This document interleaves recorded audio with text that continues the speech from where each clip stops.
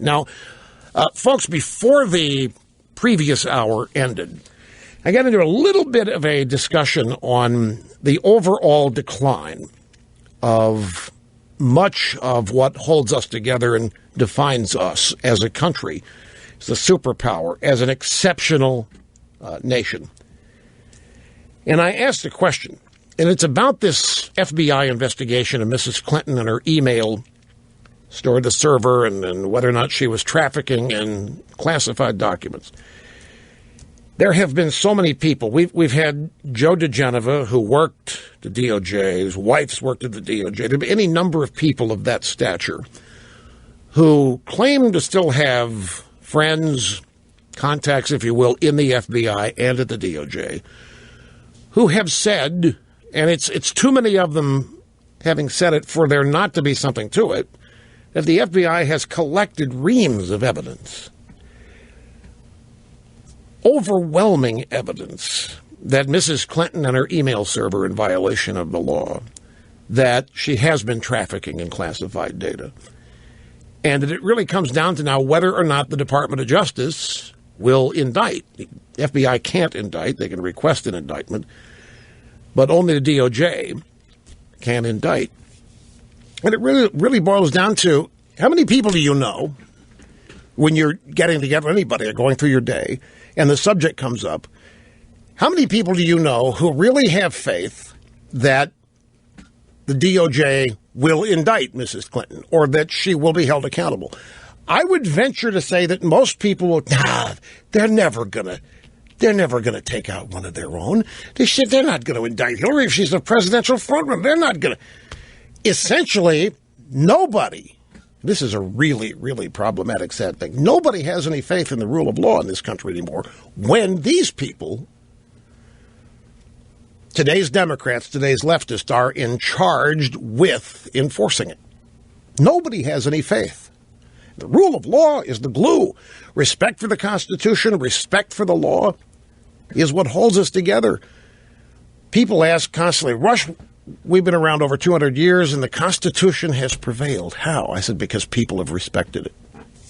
Every president, well, maybe a couple exceptions, but for the most part, people have respected it. They've honored it. They have been truthful when they took their oath. But all it would have taken is one despot to essentially tear it up, have the power of police and military to enforce his decision, and we could forget the kind of country we are. It's the rule of law that holds all this together. And if the rule of law is only applicable to certain people based on political considerations, it essentially has vanished. Well, there's a piece here by Roger Simon at PJ Media. James Comey and Loretta Lynch hold the whole country in their hands.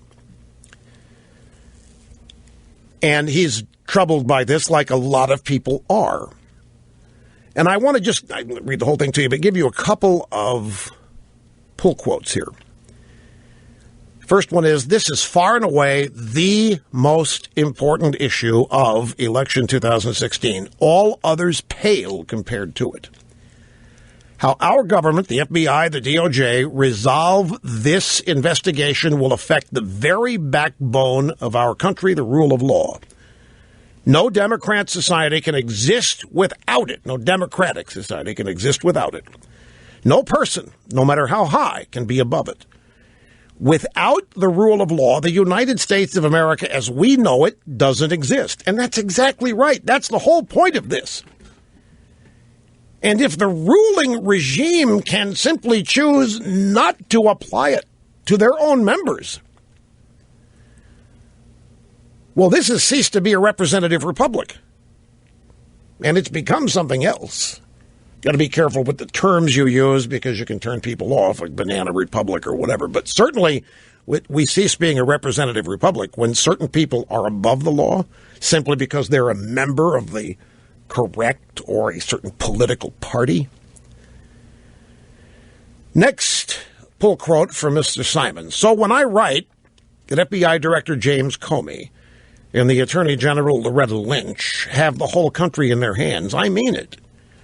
Whatever conclusions they come to, assuming they come to the same ones, Somehow the vast majority of our citizens must be convinced they have reached those conclusions honorably, fairly, and correctly. That won't be easy, no matter what hints or leaks occur. But somehow that information must get out to every extent possible because the public must be reassured. Well, it works the other way, too. You can't have all of these leaks. And nobody's denied them other than Mrs. Clinton. Oh, that's not going to happen. I'm not even going to answer the question. It's not going to happen. But there hadn't been any denial of these leaks. No denial, no official denial of the reams of evidence that's been collected. And I don't think very many people doubt it.